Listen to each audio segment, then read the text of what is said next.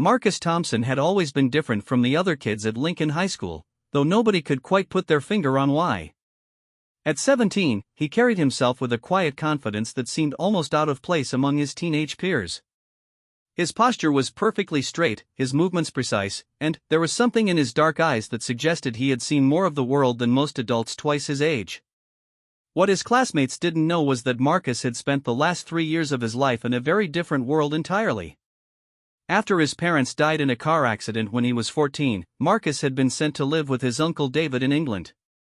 Uncle David wasn't just any relative, he was a decorated officer in the British Royal Guard, responsible for protecting members of the royal family.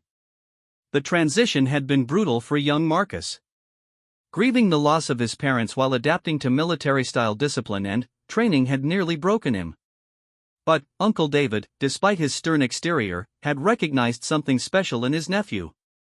Marcus had a natural ability to read people, to sense danger, and, most importantly, to remain calm under pressure. For 3 years, Marcus had trained alongside some of the most elite soldiers in the world. He learned hand-to-hand combat, strategic thinking, weapons training, and the art of protection. More than that, he learned about honor, duty, and the responsibility that comes with having the skills to protect others who cannot protect themselves. When Uncle David received orders for a long-term assignment in the Middle East, it was decided that Marcus would return to the United States to finish his high school education. The plan was simple: blend in, get good grades, and prepare for college. What Uncle David hadn't anticipated was how difficult it would be for Marcus to readjust to normal teenage life after everything he had experienced. Lincoln High School felt like stepping into a completely different universe. The hallways echoed with the sounds of slamming lockers, teenage gossip, and the general chaos that comes with over 2,000 students trying to navigate their way through adolescence. For Marcus, who had spent years in environments where every movement had purpose and every word carried weight, the casual disorder was almost overwhelming. He tried to keep a low profile, sitting in the back of classrooms, eating lunch alone, and avoiding the various social circles that seemed to dominate high school life. But, despite his efforts to remain invisible, Marcus couldn't help but notice things that others missed. He saw the way certain students walked with their heads down, the fear in their eyes, the tension that rippled through the cafeteria when particular groups entered. It didn't take long for Marcus to identify the source of much of this tension. Jake Morrison was everything that Marcus had been trained to recognize as a threat, though in a very different context than he was used to. Jake was the kind of bully who had perfected the art of making others miserable while maintaining just enough plausible deniability to avoid serious consequences. At 6'2" and built like a linebacker, Jake used his physical presence to intimidate anyone he deemed worthy of his attention. But what made him truly dangerous was his intelligence. He knew exactly how far he could push before crossing lines that would bring real consequences. He was careful about when and where he chose to exert his power, and he had built a network of followers who enabled his behavior. Marcus watched Jake operate for weeks before their first direct encounter. He saw how Jake would accidentally shoulder smaller students in the hallways, how he would make just loud enough comments to humiliate his targets without being overheard by teachers, and how he would corner students in bathrooms and empty classrooms where there were no witnesses. The turning point came on a rainy Tuesday in October. Marcus was making his way to his chemistry class when he heard sounds coming from a supply closet near the gymnasium. At first, he thought it might be students skipping class, but something in the tone of the voices made him pause and listen more carefully. Through the partially open door, Marcus could see Jake Morrison standing over a much smaller student named Tommy Chen. Tommy was a sophomore, barely 5 feet tall, with thick glasses and the kind of quiet intelligence that unfortunately made him a target for predators like Jake. Tommy was on his knees, frantically trying to clean up what appeared to be his scattered homework papers while Jake loomed over him. "I told you last week that you needed to have my chemistry homework ready by today," Jake was saying, his voice low but filled with menace. "And what do I find in my locker?" "Nothing." "I'm sorry," Tommy whispered, his voice shaking. "I tried to do it, but I didn't understand the molecular structure problems. I thought maybe if I explained what I was having trouble with, you could." Jake cut him off by kicking the papers that Tommy was trying to gather, sending them scattering across the small room again. "I don't pay you to think, Chen. I pay you to do my homework. The deal was simple: you do my work, I don't make your life a living hell. But, apparently, you're too stupid to hold up your end of the bargain. Marcus felt something cold settle in his stomach as he watched the scene unfold. This wasn't just typical teenage bullying, this was systematic exploitation and intimidation. Jake had clearly been forcing Tommy to do his schoolwork, and now he was punishing the smaller boy for not being able to complete an assignment that was clearly beyond his current understanding. Please, Tommy said, reaching for his scattered papers again. I can try again tonight. I'll ask my older brother to help me understand the concepts better. Just please don't what? Jake asked, grabbing Tommy by the collar and pulling him to his feet. Don't tell everyone about how you tried to cheat on the SATs? Don't mention to the scholarship committee that you've been selling answers to other students? Marcus realized with growing horror that Jake wasn't just exploiting Tommy for homework help, he was blackmailing him with false accusations that could destroy the boy's future. Tommy's family had immigrated from Taiwan when he was young, and Marcus knew from overhearing conversations that Tommy was counting on academic scholarships to afford college. I never cheated on anything, Tommy said, tears starting to form in his eyes. I never sold answers to anyone. You know that's not true. Jake's smile was cold and calculating. Truth doesn't matter if enough people believe the story. And, trust me, Chen, I can be very convincing when I need to be. So here's what's going to happen. You're going to redo my chemistry homework tonight, and you're also going to start working on my history essay that's due next week. And if you even think about going to a teacher or your parents or anyone else about our little arrangement, I'll make sure that your precious academic reputation is destroyed so completely that you'll be lucky to get into community college. Marcus had heard enough. 3 years of training kicked in automatically as he assessed the situation. Jake was bigger and probably stronger than him, but Marcus could see from his stance and movements that he had no real fighting experience. More importantly, Jake was used to intimidating people who couldn't or wouldn't fight back. He wasn't prepared for someone who had been trained to handle much more dangerous opponents. But Marcus also recognized that this situation required more than just physical intervention. Jake's threat to spread false accusations about Tommy was serious, and simply beating him up wouldn't solve the underlying problem. In fact, it might make things worse for Tommy if Jake decided to retaliate. Marcus stepped back from the door and pulled out his phone. His uncle had taught him that information was often more powerful than force, and that the best way to defeat an enemy was to understand them completely before making any moves. He activated the phone's recording app and moved back to where he could clearly hear the conversation. Over the next few minutes, Jake continued to threaten and intimidate Tommy, making it clear that this was an ongoing pattern of abuse that had been happening for months. Jake even mentioned specific instances where he had forced Tommy to complete assignments for other classes, and he detailed exactly how he planned to spread rumors about Tommy's supposed cheating if the boy didn't continue to comply. When Jake finally finished his threats and left Tommy alone in the supply closet, Marcus waited several minutes before approaching the smaller boy. Tommy was still on his knees, gathering his scattered papers, and Marcus could see that his hands were shaking. "Hey," Marcus said softly, not wanting to startle him. "Are you okay?" Tommy looked up in panic, clearly terrified that someone else had witnessed his humiliation. "I'm fine," he said quickly, stuffing papers into his backpack. "Everything's fine. I was just organizing my homework and dropped some papers." Marcus knelt down and helped Tommy gather the remaining sheets. "I heard what Jake was saying to you," he said quietly. "That's not okay." "You don't understand," Tommy said, his voice desperate. "If anyone finds out about this, he'll ruin everything for me. My parents sacrificed so much to come to this country and give me opportunities. If I lose my chance at college scholarships because of rumors he spreads. What if I told you that Jake can't hurt you anymore?" Marcus asked. "What if there was a way to make sure he never bothered you or anyone else again?" Tommy looked at Marcus with a mixture of hope and skepticism. "Who are you? I mean, I know you're in my chemistry class, but you never talk to anyone. Why would you want to help me?" Marcus considered his answer carefully. He couldn't tell Tommy about his real background, but he needed the boy to trust him. "Let's just say I know what it's like to feel powerless, and I also know what it's like to learn that you're stronger than you think you are.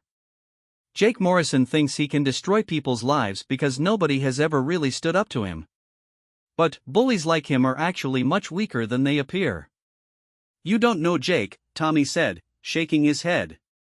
He's not just some typical bully. He's smart, and he's careful.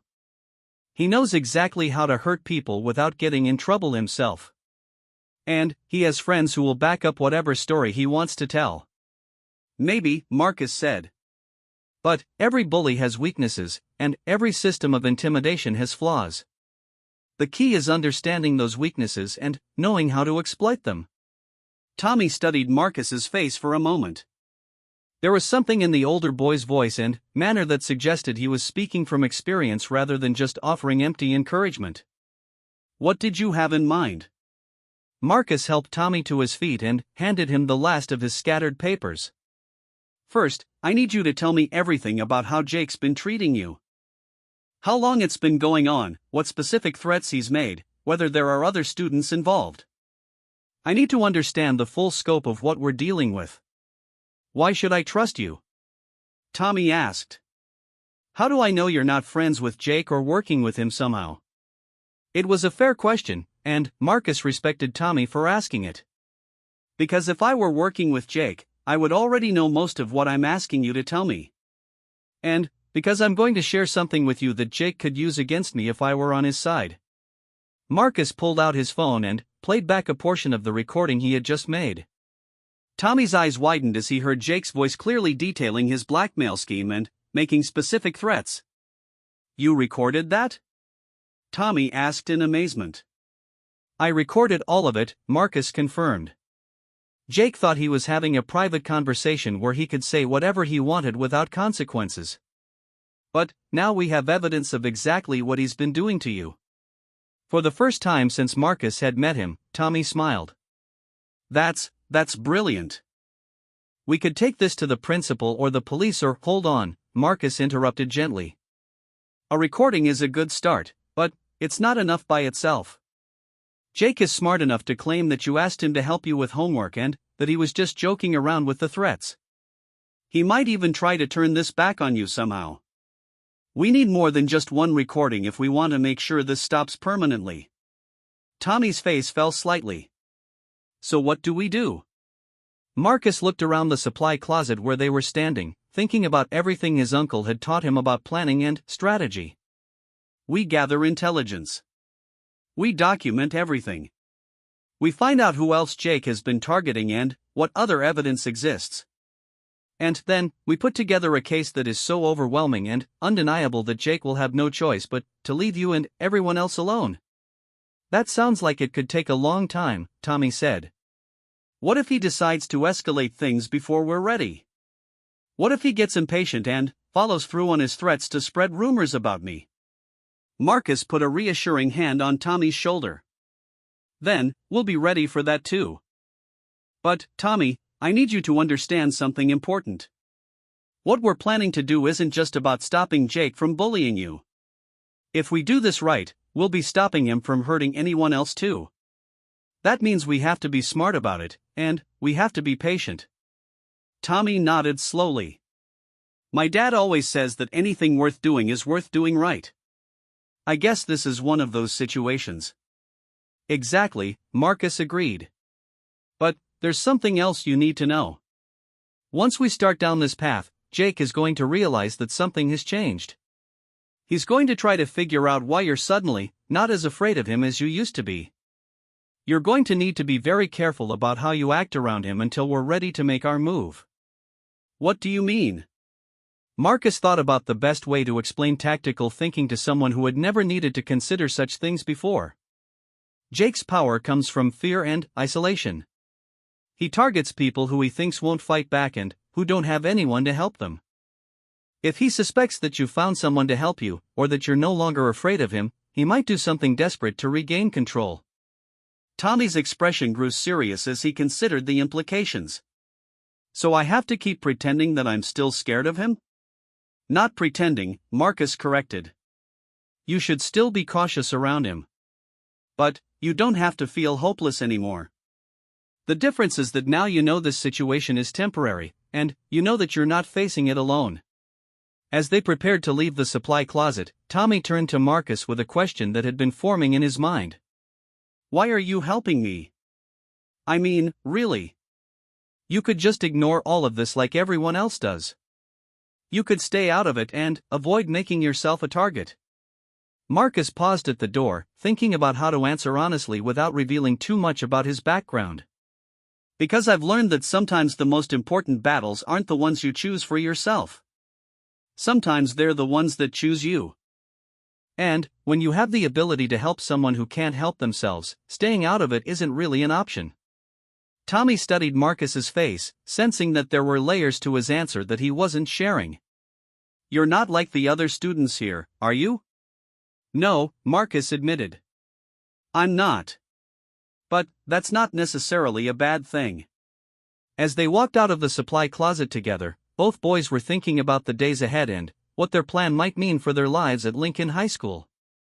Neither of them could have predicted just how dramatically things were about to change, or how far Jake Morrison would be willing to go to maintain his position of power.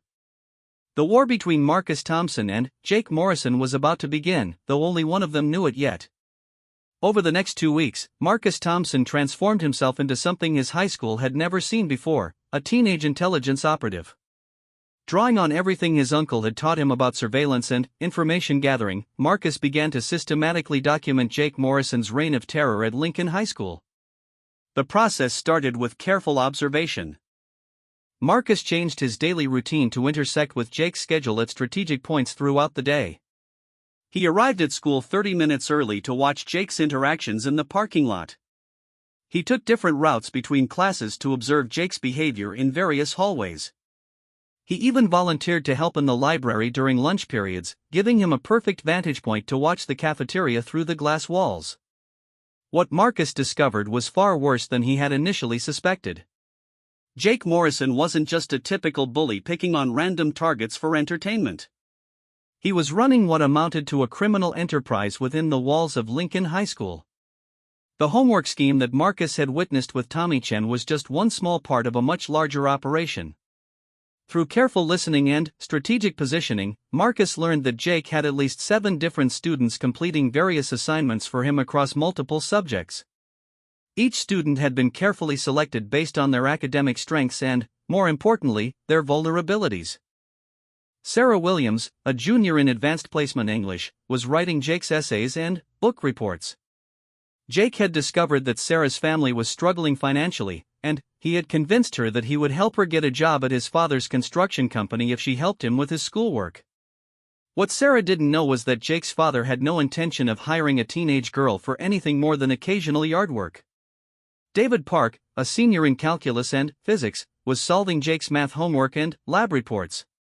Jake's leverage over David was more sinister. He had somehow obtained photos of David at a party where underage drinking had occurred, and he was threatening to send them to David's strict Korean parents and the college admissions offices where David had submitted applications. Marcus documented each case carefully, using his phone to record conversations whenever possible and taking detailed notes about times, locations, and witnesses. He created a system for tracking Jake's movements and identifying patterns in his behavior. But the homework scam was only the beginning. As Marcus dug deeper, he uncovered evidence of Jake's involvement in several other schemes that went far beyond typical teenage bullying. Jake had been stealing items from other students' lockers and selling them online. Marcus discovered this when he followed Jake to a local shipping store and observed him mailing packages on 3 consecutive days. When Marcus researched online auction sites using Jake's name and variations of it, he found accounts selling everything from expensive calculators to jewelry that Marcus recognized as belonging to students who had reported thefts to the school administration. Even more disturbing was Jake's involvement in what appeared to be a sophisticated cheating ring. Marcus learned that Jake had somehow gained access to test questions and answer keys for several classes, which he was selling to other students for significant amounts of money. The operation was carefully structured to avoid detection, with Jake using intermediaries to make the actual sales and requiring buyers to sign agreements claiming that they were purchasing study guides rather than stolen test materials. As Marcus gathered intelligence, he also began to understand the social dynamics that allowed Jake's operation to function. Jake had cultivated relationships with several teachers by volunteering for classroom tasks and maintaining excellent behavior whenever adults were present. He had also built a network of student followers who either benefited from his schemes or were too intimidated to oppose him. But, perhaps most importantly, Marcus realized that Jake's power came from the fact that his victims were all isolated from each other. Each student thought they were the only one being targeted, and Jake worked hard to maintain that illusion. The shame and fear that each victim felt prevented them from reaching out to others who might be going through similar experiences. This isolation was the key weakness in Jake's system, and Marcus began to develop a plan to exploit it. The first step was to approach some of Jake's other victims, but Marcus knew he had to be extremely careful about how he did this. If Jake discovered that Marcus was building a coalition against him, he might escalate his tactics or simply transfer to a different school before facing any consequences. Marcus decided to start with David Park, partly because David's situation seemed the most urgent with college applications pending, and partly because Marcus sensed that David might be more willing to take action than some of the other victims. Marcus had observed that David often stayed late in the computer lab working on programming projects, usually long after most other students had left the building. This provided an opportunity for a private conversation without risking detection by Jake or his associates. On a Thursday evening, Marcus found David alone in the computer lab as expected. David was hunched over a computer terminal, typing rapidly while occasionally referring to handwritten notes. Marcus approached quietly and cleared his throat softly to avoid startling him. "David?" Marcus said. "I'm sorry to bother you, but I was wondering if I could talk to you about something important." David looked up with a mixture of confusion and concern. Marcus recognized the expression. It was the same look that Tommy had given him when he first approached. It was the look of someone who had learned to be suspicious of unexpected attention from classmates. "I don't think we've really talked before," David said carefully. "You're in my chemistry class, right?" "That's right. Marcus Thompson." "I know this might seem strange, but I think we might have something in common that we should discuss." David's eyes narrowed slightly. "What kind of something?" Marcus pulled up a chair next to David and spoke in a low voice, conscious of the fact that sound carried in the empty hallways. "I know about Jake Morrison. I know what he's been making you do for him, and I know how he's been threatening you." The reaction was immediate and intense. David's face went pale, and his hands started to shake slightly. "I don't know what you're talking about," he said, but his voice lacked conviction. "David," Marcus said gently, "I'm not here to make things worse for you. I'm here because I think there might be a way to make them better." "You don't understand," David whispered, looking around nervously to make sure they were still alone. "If Jake finds out that I talked to someone about this, he'll destroy everything I've worked for. I have early admission interviews next week. I can't afford to have any kind of scandal follow me." Marcus leaned closer and spoke even more quietly. "What if I told you that Jake has been doing the same thing to other students? What if you found out that you're not the only one he's been blackmailing and exploiting?" David's expression shifted from fear to surprise. "Other students?" "At least 6 that I know of so far," Marcus confirmed. "And probably more that I haven't identified yet. Jake Morrison has been running a systematic operation to exploit and intimidate students throughout this school." "You're not alone in this, David." For several minutes, David sat in silence, processing this information. Marcus could see the internal struggle playing out on his face as fear competed with hope and anger. "Even if that's true," David finally said, "it doesn't change my situation. Jake still has those photos, and he can still ruin my chances at college if I do anything to upset him." Marcus nodded understandingly. "You're right that we need to be careful about how we handle this. But, David, I need you to understand something important. Jake's power over you only exists as long as you're isolated and afraid. The moment you have allies and a plan, the balance of power starts to shift." "What kind of plan?" Marcus looked around the computer lab, noting the security cameras and thinking about the best way to explain his strategy without revealing too much about his background or methods. "Before we get into specifics," Marcus said, "I need to ask you something, and I need you to be completely honest with me. Besides the homework and lab reports you've been doing for Jake, do you know about any other illegal or unethical things he's involved in? David hesitated for a moment, then seemed to make a decision. You really think there's a way to stop him? I know there is, Marcus said with quiet confidence. But I need to understand everything we're dealing with before we make any moves. David took a deep breath and began to speak. The homework thing is just part of it. Jake has been selling test answers and stolen property. He's also been blackmailing other students besides me. And I think he might be involved in something with drugs, though I'm not completely sure about that. Marcus felt a cold sensation in his stomach. Drug involvement would escalate the situation significantly and potentially bring law enforcement attention that could complicate their plans. What makes you think he's involved with drugs? Marcus asked. A few weeks ago, I was in the bathroom near the gymnasium when Jake came in with two guys I didn't recognize. They weren't students here, they looked older, maybe college age or even older than that. Jake gave them an envelope, and one of them gave him a small package that he put in his backpack. They were talking about product and delivery schedules and stuff like that. Marcus processed this information quickly. If Jake was involved in drug distribution, it meant that his operation extended beyond the school and involved adult criminals. This added a level of danger that Marcus hadn't anticipated, but it also potentially provided additional leverage that they could use against him. Did you recognize either of the older guys? Marcus asked. No, but I got a pretty good look at them. One was tall and thin with a lot of tattoos on his arms. The other was shorter and heavy-set, and he had a scar across his left cheek. They both looked like the kind of people you wouldn't want to meet in a dark alley. Marcus made mental notes about the descriptions.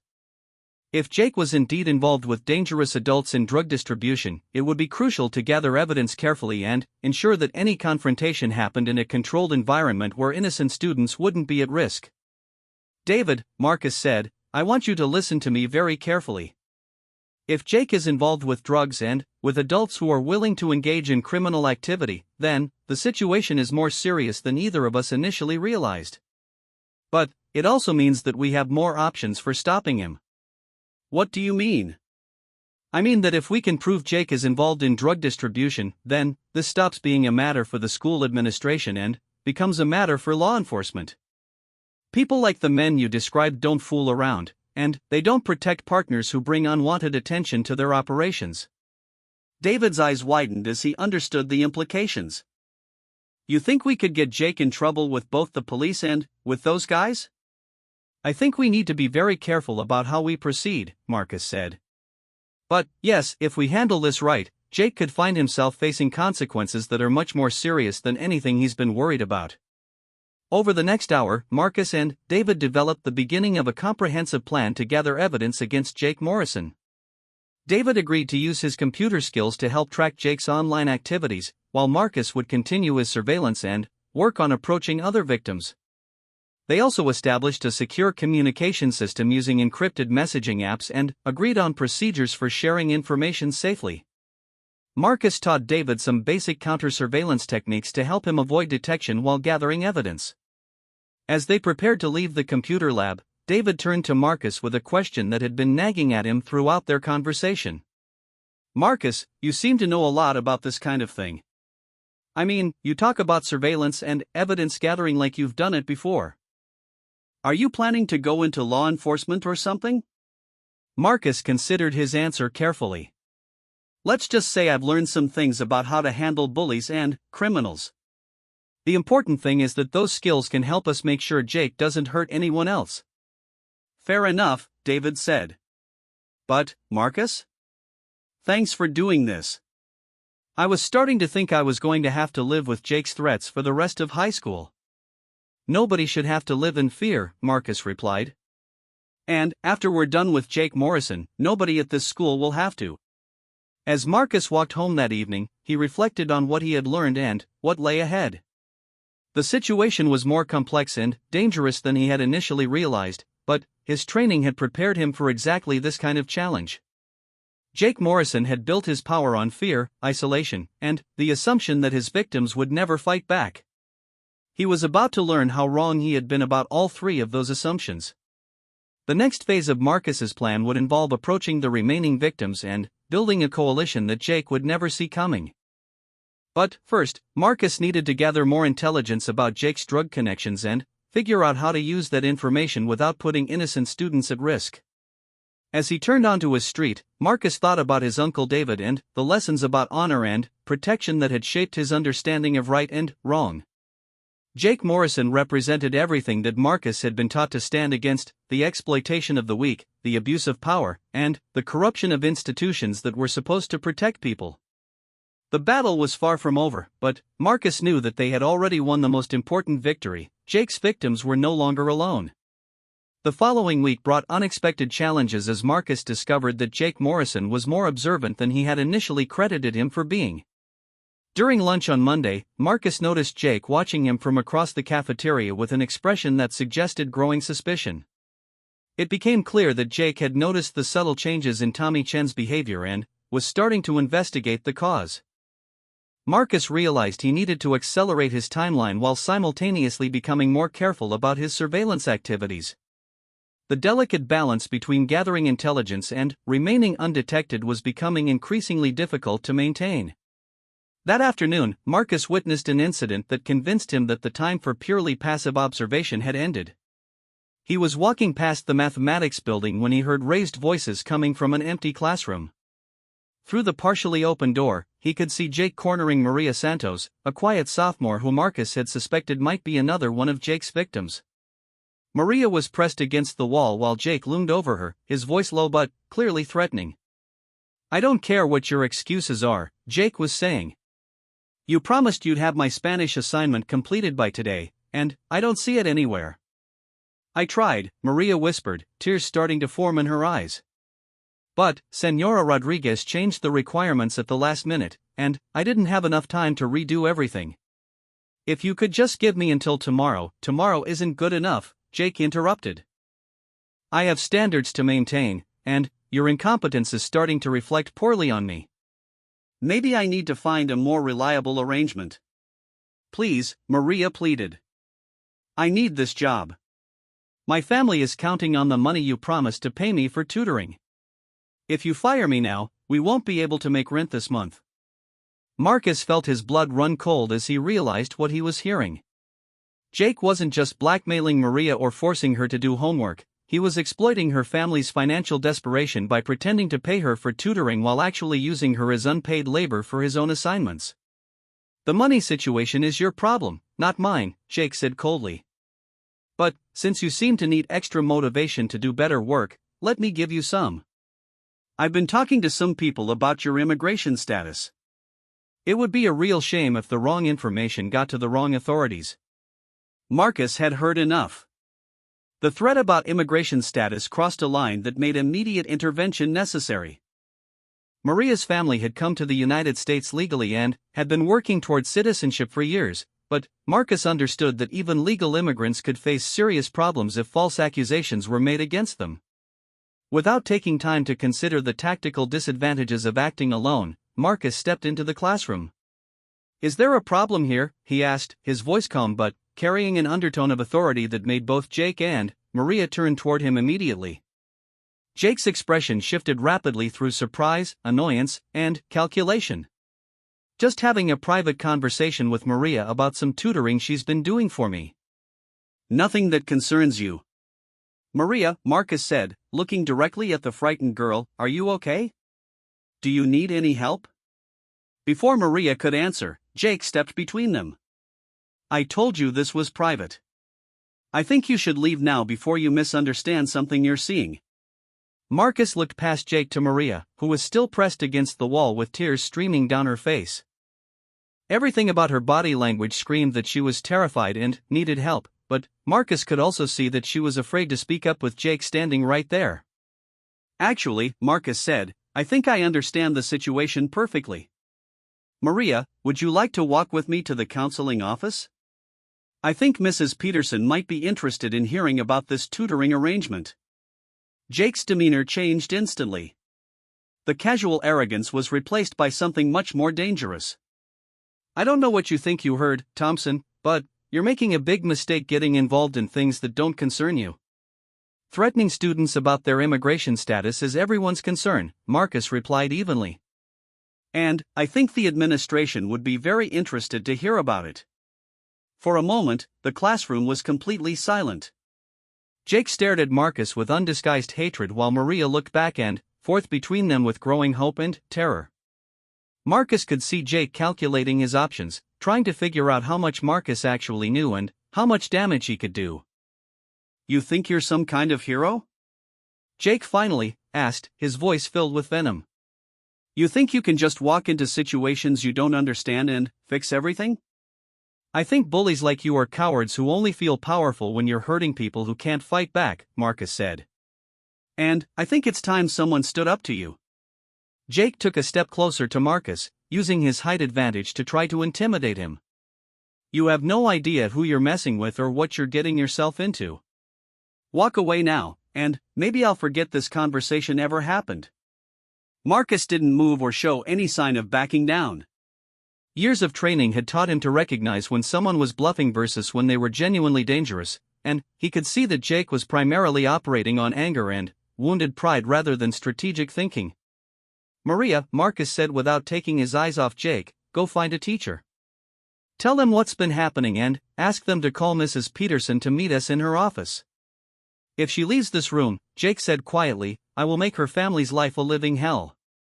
Immigration Services will get an anonymous tip about suspicious activities. Her father's employer will hear about supposed theft from the construction site. Her little brother will find out what it's like to be on the wrong side of every student in the school. Marcus felt something cold and controlled settle in his mind. This was the moment his uncle had trained him for, the moment when diplomacy ended and action became necessary. But he also knew that a physical confrontation in the school building would likely result in both of them being suspended or expelled, which would ultimately help Jake more than hurt him. Maria, Marcus said calmly, Jake can't follow through on any of those threats because by tomorrow morning, everyone who matters will know exactly what he's been doing to you and to other students. His power comes from secrecy and fear. Once that's gone, he's just another bully who's about to face consequences for his actions. You're bluffing, Jake said, but Marcus could hear uncertainty in his voice. Tommy Chen, David Park, Sarah Williams, Marcus said quietly, watching Jake's face as recognition dawned. Should I keep going, or do you want to admit that you know exactly what I'm talking about? The blood drained from Jake's face as he realized that Marcus knew about multiple victims. How do you know about your little operation? Marcus finished. Because I've been watching you for weeks, and I've been documenting everything. The homework schemes, the stolen property, the blackmail, the threats. All of it.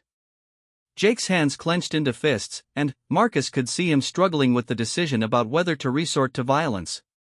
You can't prove anything. Marcus pulled out his phone and played a brief snippet of the recording he had made in the supply closet weeks earlier. Jake's voice filled the small classroom as he threatened Tommy Chen with false accusations about cheating. That's just the beginning, Marcus said, stopping the recording. I have hours of audio, photographs of evidence, and witness statements from multiple victims. But, more importantly, I have something you never expected me to have. What's that? Allies, Marcus said simply. People who are tired of being afraid of you and who are ready to do something about it. As if summoned by his words, the classroom door opened and Tommy Chen stepped inside, followed by David Park. Both boys looked nervous but determined, and Marcus realized they had been waiting outside in case he needed backup. We heard raised voices, Tommy said, though his voice shook slightly as he spoke. Is everything okay? Jake looked around the room, suddenly realizing that he was outnumbered and that the balance of power had shifted dramatically from what he had expected. This is ridiculous. You can't just gang up on people and make wild accusations. We're not making accusations, David said, finding his voice. We're sharing facts about what you've been doing to us and to other students. Maria, who had been silent throughout the confrontation, finally spoke up. Is it true? About the other students? It's true, Marcus confirmed.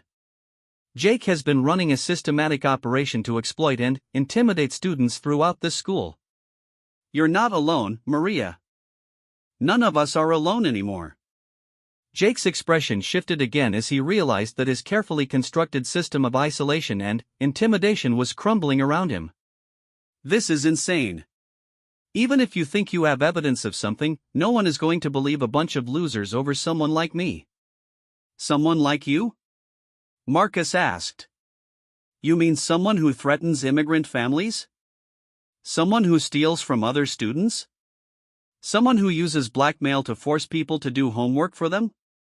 You're right that you're different from us, Jake.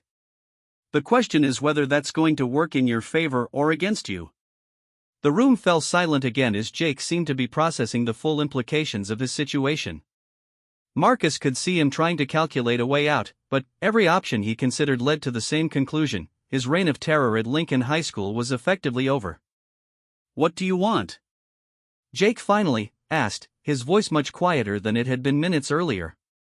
We want you to stop, Tommy said, speaking with more confidence than Marcus had ever heard from him. We want you to leave us alone and leave everyone else alone too. And we want you to make things right, David added. The students you've been exploiting deserve compensation for the work they've done for you. That's not how this works, Jake protested. You can't just make demands and expect me to go along with them. Marcus stepped closer to Jake, close enough that he could speak very quietly without the others hearing every word. Actually, that's exactly how this works. Because the alternative is that we take everything we've gathered to the police, the school administration, and your parents. And trust me when I tell you that you don't want that to happen. You're threatening me? I'm explaining your options, Marcus corrected. You can work with us to resolve this quietly and make amends to the people you've hurt, or you can face the legal and academic consequences of everything you've been doing. The choice is yours. Jake looked around the room at the four students who were now united against him. For the first time since Marcus had known him, Jake Morrison looked genuinely afraid. I need time to think about this, Jake said. You have until tomorrow morning, Marcus replied. Meet us in the library before first period, and bring a plan for how you're going to make things right. If you don't show up, or if you try to retaliate against any of us, then we proceed with option 2. As the group prepared to leave the classroom, Maria approached Marcus with tears in her eyes. Thank you, she whispered. I was starting to think I would have to choose between helping my family and completing my own schoolwork. Nobody should have to make that choice, Marcus replied. And, after tomorrow, you won't have to. As they walked together toward the counseling office to report what had happened, Marcus reflected on how quickly the situation had escalated. What had started as a careful intelligence-gathering operation had suddenly become a direct confrontation. But, sometimes, Marcus realized, the most important battles couldn't be won through planning and patience alone. Sometimes they required the courage to stand up and fight when someone needed immediate protection. The war with Jake Morrison was entering its final phase, and Marcus was confident that justice was finally within reach. But he also knew that cornered predators were often at their most dangerous, and he suspected that Jake would not surrender his power without one final, desperate attempt to regain control. Tomorrow would determine whether Jake Morrison chose redemption or destruction. Either way, his days of terrorizing innocent students were numbered. Tuesday morning arrived with an unusual tension hanging over Lincoln High School. Marcus arrived 30 minutes before the scheduled meeting with Jake Morrison, using the extra time to ensure that everything was properly prepared for whatever Jake might attempt. He had learned from his uncle that the most dangerous moments in any conflict often came when the outcome was no longer in doubt, when desperate people made desperate choices. Tommy Chan, David Park, and Maria Santos were already waiting in the library when Marcus arrived, along with 2 other students that Marcus hadn't expected to see, Sarah Williams and a boy he recognized as Alex Rodriguez, a freshman who had always seemed particularly nervous around Jake. They wanted to be here, Tommy explained as Marcus approached their table. Word has been spreading about what's happening, and more people are coming forward. Sarah Williams looked up at Marcus with a mixture of gratitude and anger in her eyes. Alex told me about the meeting, and I realized I couldn't keep pretending that what Jake has been doing to me is okay. When I found out about the others, I felt like such an idiot for believing that I was the only one. Alex nodded agreement, though he seemed almost too nervous to speak. Jake told me that if I ever told anyone about giving him lunch money every day, he would make sure that everyone in school knew about my panic attacks.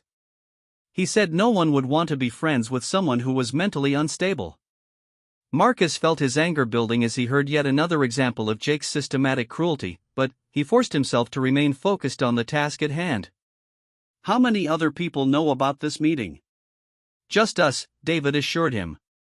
We were careful about who we talked to. But, Marcus, you should know that Jake has been asking questions.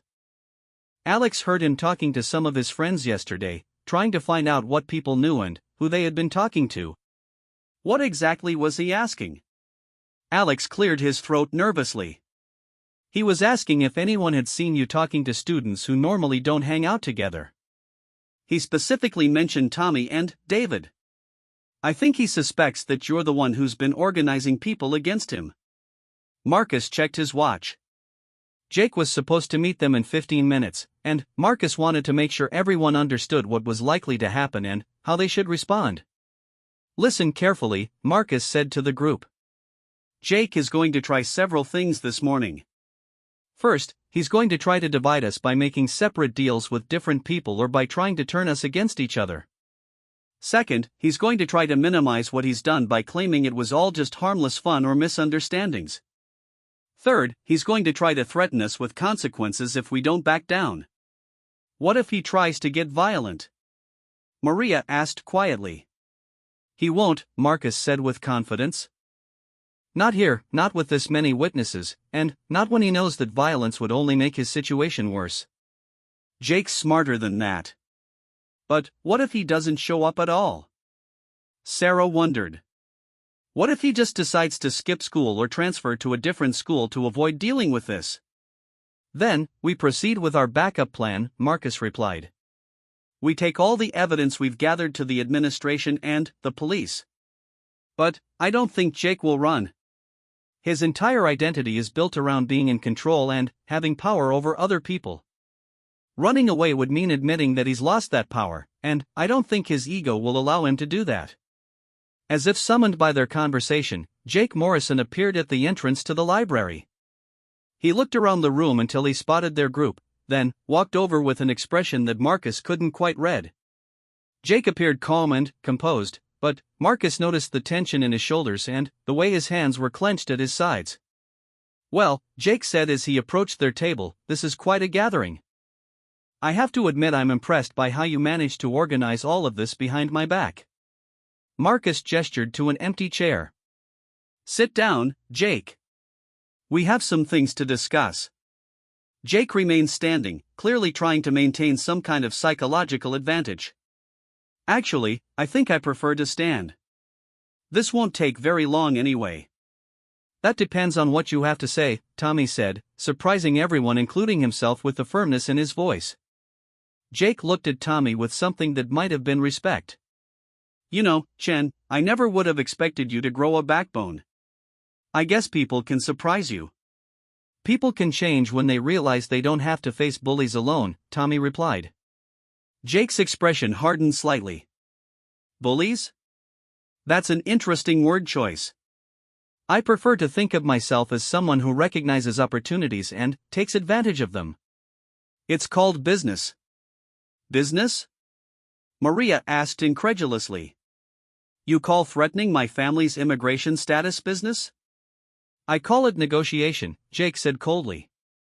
"Everyone in this room got something out of our arrangements." "You got money for tutoring, Chen got protection from other students who might have picked on him, Park got help with his social anxiety by having someone else handle stressful situations for him. Everyone benefited." Marcus watched the other students' faces as Jake spoke, seeing their anger and disbelief at his attempt to reframe exploitation as mutual benefit. This was exactly what Marcus had expected. Jake was going to try to gaslight his victims into believing that they had somehow been willing participants in their own abuse. "That's not what happened, and you know it," David said firmly. "You blackmailed us, threatened us, and exploited us. None of us entered into any kind of voluntary arrangement with you." Jake shrugged. "That's your interpretation. But I think you'll find that proving coercion is more difficult than you might expect, especially when there's no evidence of any physical violence or explicit threats. Marcus pulled out his phone and set it on the table. Actually, Jake, let's listen to some of that evidence and see how explicit the threats sound. As Marcus began to play one of the recorded conversations, Jake's composure finally cracked. You can't use those recordings. I didn't consent to being recorded, which makes them illegal. Actually, David interjected, we looked into that. In this state, only one party to a conversation needs to consent to recording, and, since the victims consented to recording their own conversations, the recordings are completely legal. Jake looked around the table, and Marcus could see him beginning to realize that his usual tactics weren't going to work this time. Fine.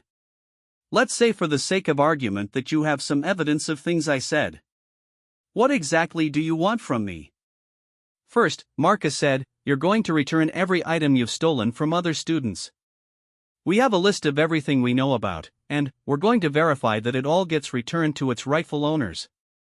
Second, Tommy added, you're going to compensate everyone for the work they did for you. We've calculated how many hours each person spent on your assignments, and you're going to pay them at least minimum wage for that time. Third, Maria continued, you're going to publicly apologize to everyone you've hurt, and you're going to make it clear that all the threats you made were false. Jake laughed, but there was no humor in it. That's ridiculous. I'm not admitting to anything, and I'm certainly not paying anyone money for homework help that was voluntarily provided. Then, we proceed to option 2, Marcus said calmly.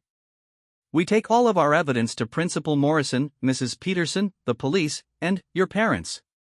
We let them sort out the legal and academic consequences. You're bluffing, Jake said, but his voice lacked conviction. Marcus stood up and began gathering his materials. Tommy, David, would you please call Mrs. Peterson and ask her to meet us in Principal Morrison's office in 30 minutes? Maria, Sarah, Alex, please gather all the evidence you brought and organize it for presentation. It looks like we're going to need to proceed with the formal complaint process. Wait, Jake said quickly. Just wait a minute. Maybe we can work something out. Marcus paused but didn't sit back down. I'm listening. The money thing is a problem, Jake said. I don't have access to that kind of cash without involving my parents, and if I involve my parents, this becomes a much bigger situation than any of us want. Then, you should have thought of that before you started exploiting people, Sarah said angrily. Look, Jake continued, I can return the items I took. And I can make some kind of public statement clearing up any misunderstandings about the threats I made.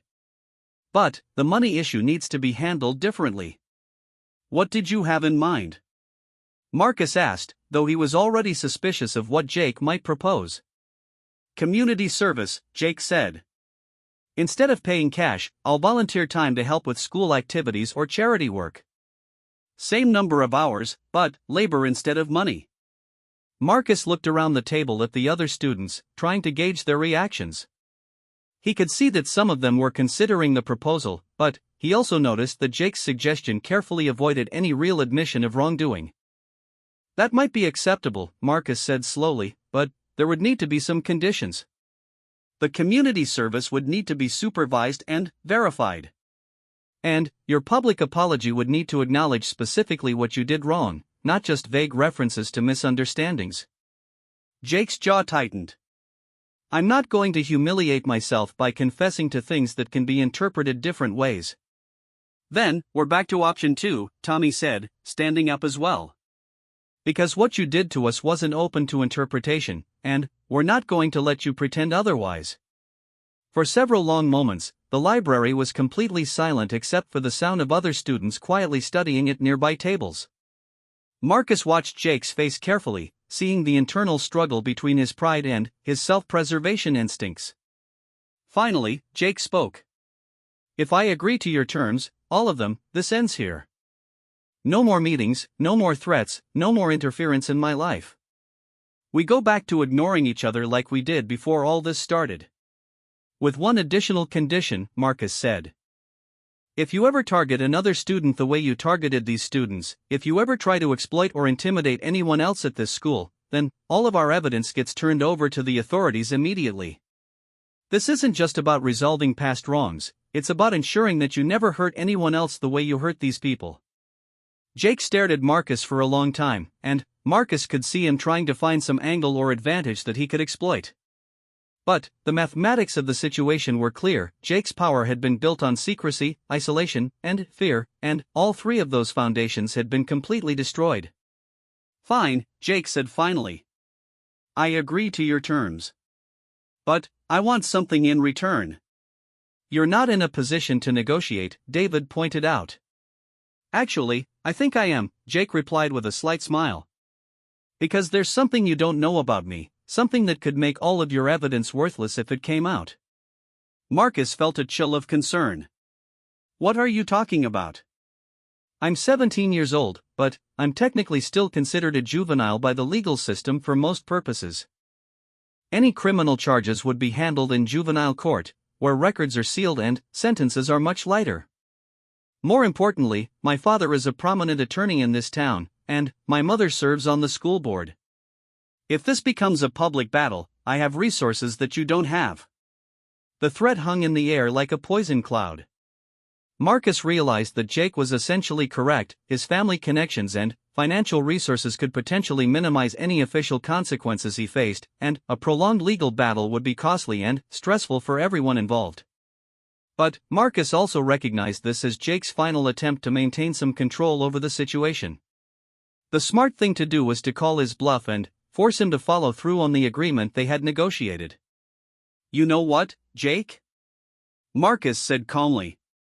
You're probably right about some of that. Your family connections might help you avoid serious legal consequences. But there's something you're forgetting. What's that? We don't need the legal system to destroy your reputation and your social standing.